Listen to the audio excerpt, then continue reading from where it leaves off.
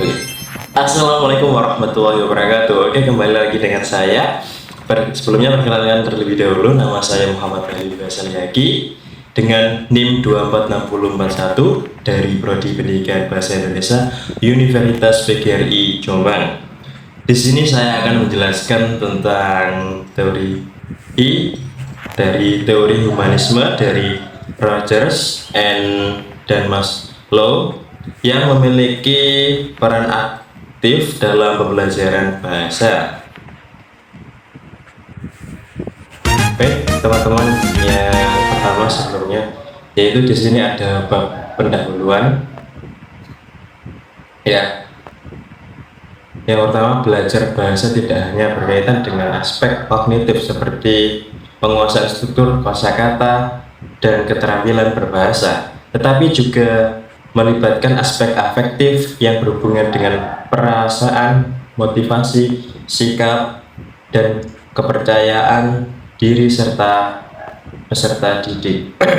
Dalam konteks ini, teori humanisme hadir sebagai pendekatan yang menempatkan manusia sebagai subjek utama dalam proses pembelajaran. Teori ini menekankan pentingnya pengembangan potensi diri, kebebasan belajar, serta pengalaman personal peserta didik.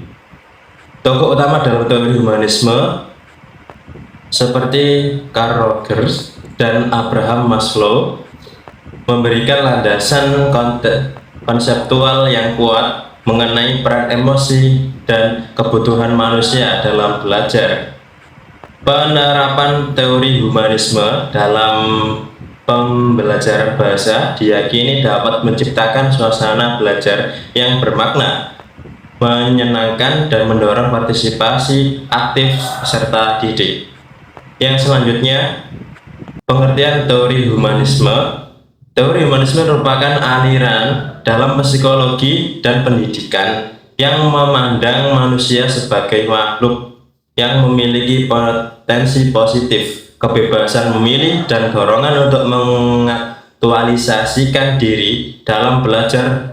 Humanisme menekankan bahwa belajar akan berlangsung efektif apabila peserta didik merasa aman secara emosional, dihargai, dan dilibatkan secara aktif.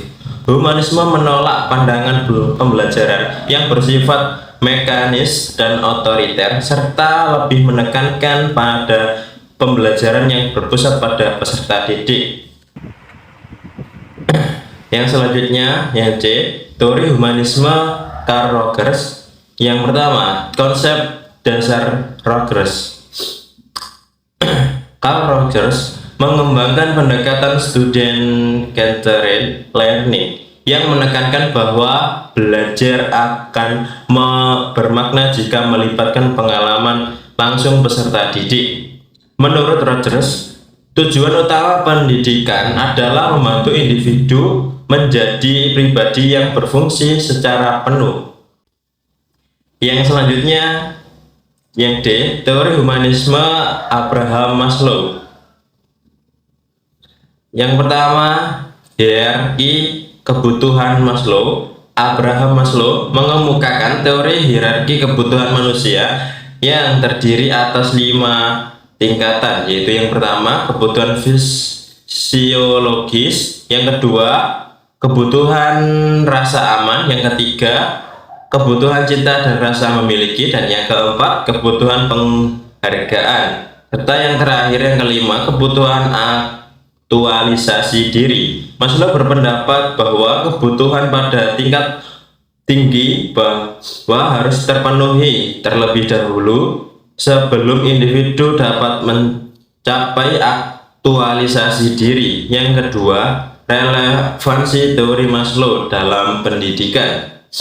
Dalam konteks pendidikan, peserta didik akan sulit belajar secara optimal apabila kebutuhan dasarnya tidak terpenuhi, seperti rasa aman dan penghargaan. Oleh karena itu, guru perlu menciptakan lingkungan belajar yang mendukung pemenuhan kebutuhan tersebut. Yang selanjutnya, yang E, afektif dalam pembelajaran bahasa. Yang pertama, pengertian afektif. Afektif berkaitan dengan sikap, perasaan, emosi, serta motivasi, minat, dan nilai yang dimiliki peserta didik.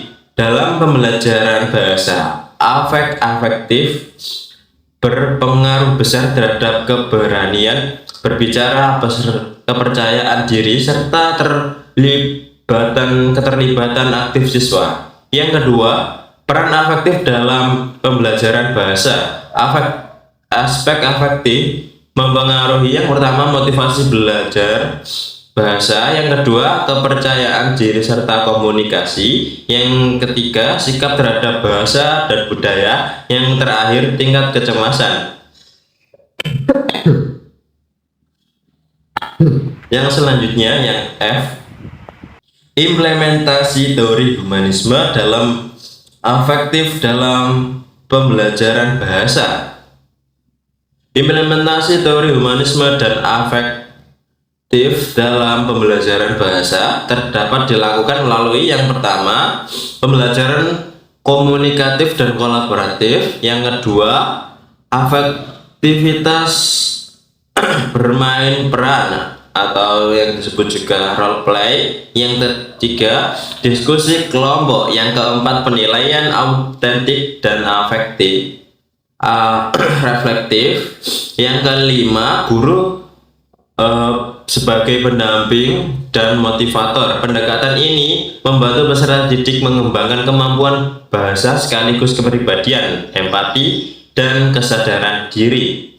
Yang selanjutnya yang G, kelebihan dan keterbatasan teori humanisme. Yang pertama, kelebihan yaitu menghargai keunikan peserta didik serta meningkatkan motivasi intrinsik. Yang selanjutnya, mengembangkan kepercayaan diri serta mendukung pembelajaran bermakna.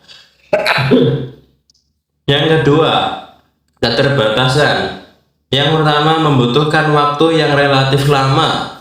Yang selanjutnya, menuntut kompetensi guru yang tinggi serta kurang efektif dalam kelas jika kelas terlalu besar. Oke, selanjutnya kesimpulan. Teori humanisme yang dikembangkan oleh Carl Rogers serta Abraham Maslow memberikan kontribusi penting dalam pembelajaran bahasa, khususnya dalam pengembangan aspek afektif peserta didik. Dengan menempatkan peserta didik sebagai pusat pembelajaran dan memperhatikan kebutuhan emosional mereka, pembelajaran bahasa dapat berlangsung lebih efektif, bermakna, dan manusiawi. Oleh karena itu, pendekatan humanistik layak diterapkan sebagai alternatif strategi pembelajaran bahasa di berbagai jenjang pendidikan. Oke, sekian dari saya, kurang lebihnya mohon maaf apabila ada kata saya yang kurang berkenan ataukah ada yang salah. Saya mohon maaf yang sebesar-besarnya. Saya akhiri, wassalamualaikum warahmatullahi wabarakatuh.